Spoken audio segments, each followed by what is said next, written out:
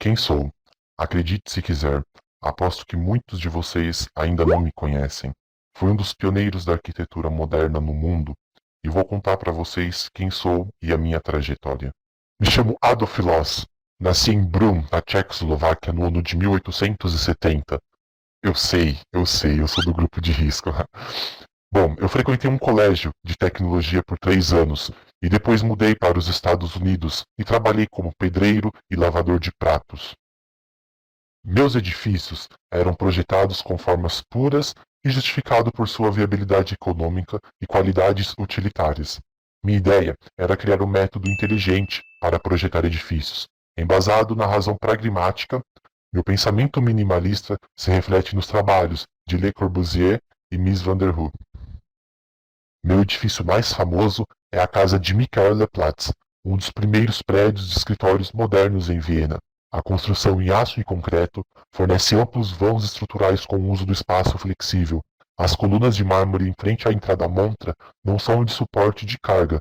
Construído no ano de 1909 a 1911, foi considerado terrivelmente simples. Acreditem, no ano de 1910, um furor público gerado pela simplicidade do design modernista resultou em uma ordem municipal para suspender meu trabalho. A controvérsia terminou com um acordo para adicionar caixas e janelas em uma tentativa de familiarizar o projeto impopular, chamada de A Casa Vienense Sem Sobrancelha. A Casa Stalin foi projetada para a pintora Lili Stalin e seu marido Hugo, construída no ano de 1910, localizada em um subúrbio de Viena, onde os regulamentos de planejamento eram fortes e impactaram o design final. Para cumprir o planejamento municipal, onde a fachada não poderia ser maior que a altura de uma planta somada a um teto solar único, e atender os pedidos de seus clientes por um programa espacial completo, eu arqueei um telhado de metal até o teto do piso térreo, na frente da casa, e nos fundos transformei um telhado liso de madeira e cimento, harmonizando-o com as elevações do jardim, que exibe o contraste violento entre o centro recuado e as alas salientes, além da linha contínua dos telhados e das janelas horizontais de grandes caixilhos únicos sem jardineiras. Ah, eu faleci no ano de 1933. Olá, eu me chamo Walter Gropius e sou um alemão nascido em Berlim no ano de 1883.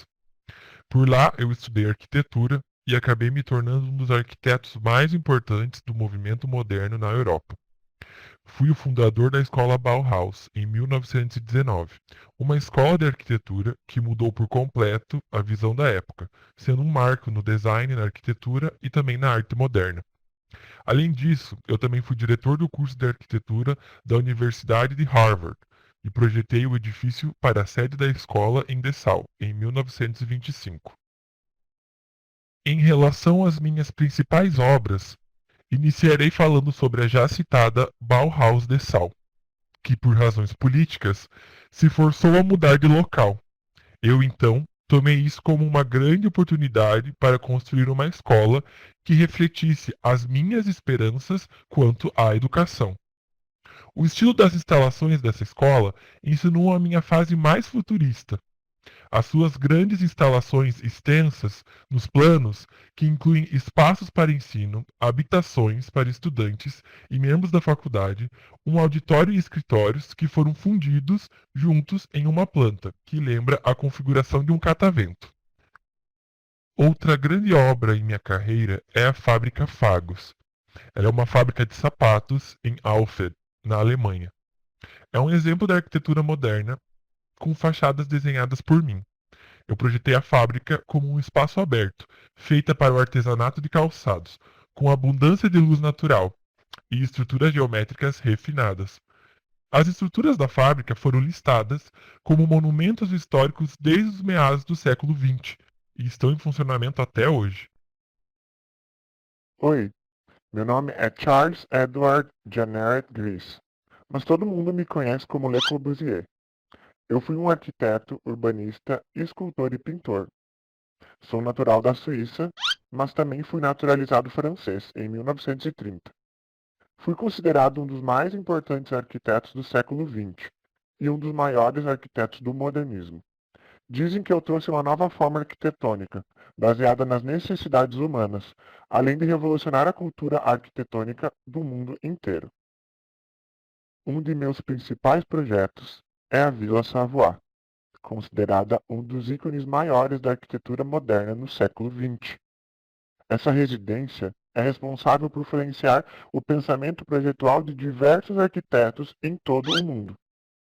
Dizem que é devido à síntese que eu faço de minhas ideias com relação à nova arquitetura, sugerida para todo um século que estava por vir. Outra importante obra de minha carreira é o convento Sainte-Marie de la Tourette, um edifício que, segundo alguns críticos, não tem a qualidade e a leveza externa dos meus trabalhos iniciais.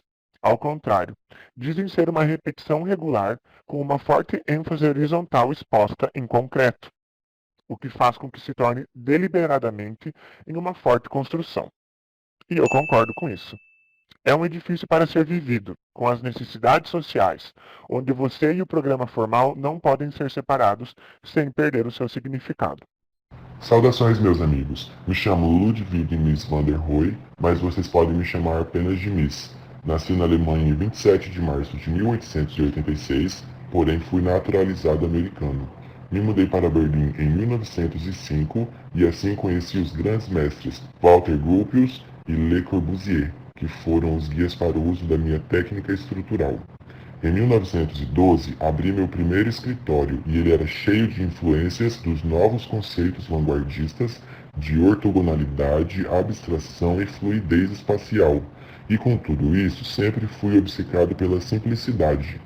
Infelizmente, minha morte aconteceu em 1969 decorrente de um câncer no esôfago, mas vamos falar de coisa boa.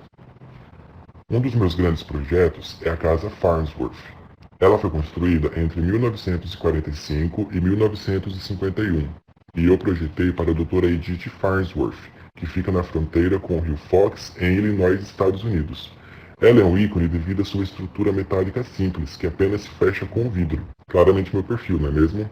A casa parece flutuar em meio ao ambiente arborizado graças à sua simplicidade e volume puro.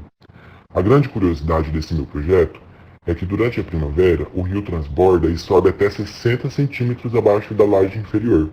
Pesquisas mostram também que o interior da casa recebeu água do transbordamento nos anos de 1954, 96, 97 e 2008. Curioso, né? Meu outro grande projeto é o edifício IBM.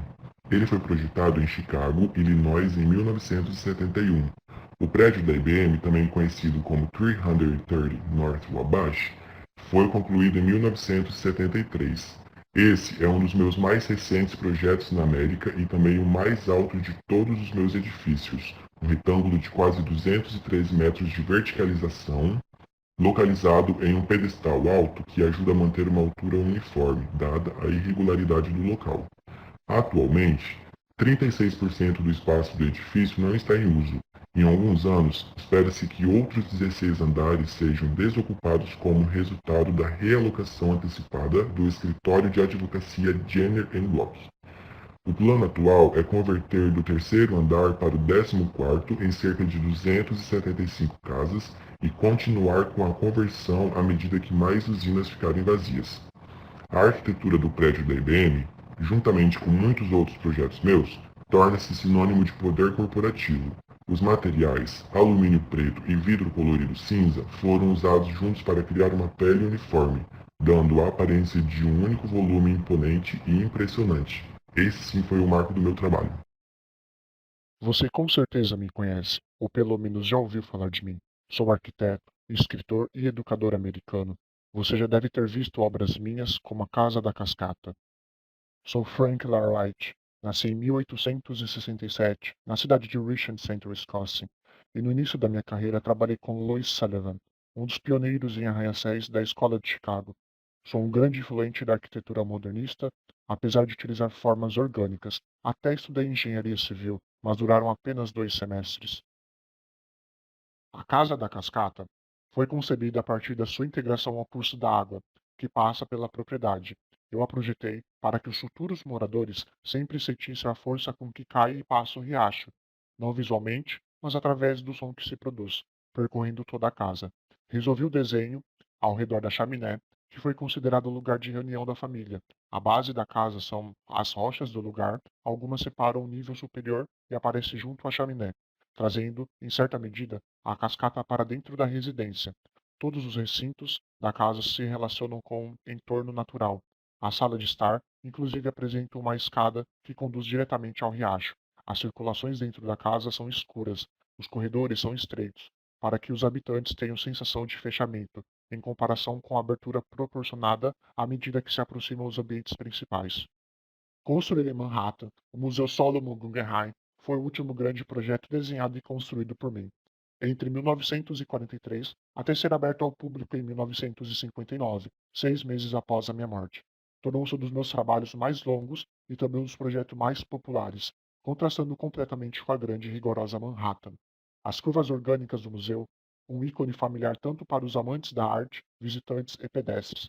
O exterior do Museu Guggenheim é um cilindro espiralado branco de concreto armado. As curvas dramáticas do exterior do museu evidenciam um efeito ainda mais impressionante no interior. Propus um grande espaço em um piso contínuo, atingindo com êxito nesse conceito. O projeto conta com uma rampa perimetral com vistas ao átrio aberto, permitindo a interação de pessoas em diferentes níveis, intensificando o projeto em corte. Minha morte foi em 1959.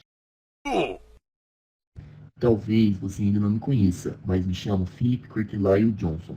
Nasci em 8 de julho de 1906, Cleveland, Ohio, Estados Unidos. Sou graduado em arquitetura e logo após fiz um mestrado em História da Arquitetura na Universidade de Harvard. Em seguida, fui convidado para ser diretor do Museu de Arte Moderna de Nova York, mas infelizmente, em 1929 tive que renunciar devido a uma forte depressão que me deixou muito doente. Fui descrito pelo júri de Pritzker como alguém que produziu contribuições consistentes e significativas para a humanidade em ambiente construído. Em 1932, juntamente com Henry Russell Hitchcock, fui curador da exposição Modern Architecture, realizada no MoMA. Naquele momento nascia o estilo internacional, alterando para sempre o curso da arquitetura moderna. Meu falecimento foi em 25 de janeiro de 2005, em New Canaan, Connecticut, mas minha história continua. Uma das minhas mais belas e conhecidas obras é a Casa de Vidro. Ela possui proporções perfeitas e simplicidade. É considerada uma das primeiras obras mais brilhantes da arquitetura moderna. Construí a propriedade de 47 acres para meu descanso em New Canaan, Connecticut. Foi a primeira das 14 estruturas que construí na propriedade ao longo de um período de 50 anos, que foi concluída em 1949. A casa de um andar tem uma planta de piso aberto, envolto em chapas de vidro do chão ao teto, com 18 pés de largura, entre pilares de aço pretos e vigas tipo H que ancoravam o vidro no lugar. Declarada um marco histórico nacional em 1997, a Glass House ainda é considerada uma maravilha moderna. A beleza em sua composição, juntamente com a paisagem ondulante, faz com que as pessoas viajem para visitá-la e experimentá-la em primeira mão todos os dias. Ela se mistura suavemente com as linhas do horizonte e da paisagem circundante.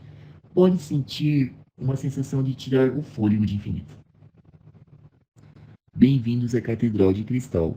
Ela foi projetada como uma espécie de teatro religioso, atuando como estúdio de televisão e palco de uma congregação de 3.000 pessoas. Quem encomendou foi o renomado televangelista Robert Schuller, concluído em 1980 perto de Los Angeles, Califórnia. Eu, com John Berg, inventamos o invólucro de vidro em resposta ao pedido de Schuller de que a igreja fosse aberta ao céu e ao mundo ao redor. O projeto é uma modificação do plano cruzado típico latino, com nave encurtada e transepto alargado, para aproximar cada assento da capela mor. Descrevi esse projeto como um edifício independente sem cenário. Modéstia à parte, maravilhoso, não é verdade?